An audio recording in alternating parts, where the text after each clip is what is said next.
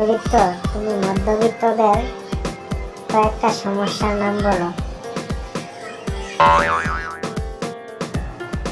Sir, মধ্যবিত্তদের 1 number সমস্যা হইল গিয়া আত্মসম্মান।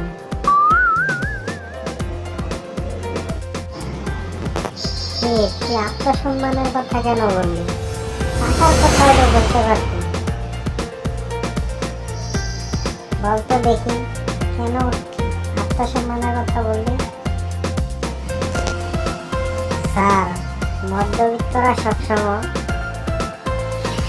যদি না খেয়েও থাকে আত্মসম্মানের ভয়ে কারোর কাছে হাত পাতে না, কারোর কাছে লজ্জার ভয়ে কোনো কিছু চায় না। তাই তারা দুঃখে কষ্টে জীবন যাপন করে, কিন্তু তারা কারোর কাছে হাত পাতে না, আর কেউ তাদের দুঃখও বোঝে না।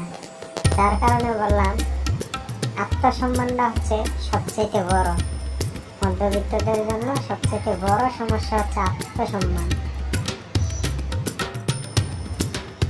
তোর কথাটা শুনে খুব ভালো লাগলো রে, তোর কথাটা 100% রাইট।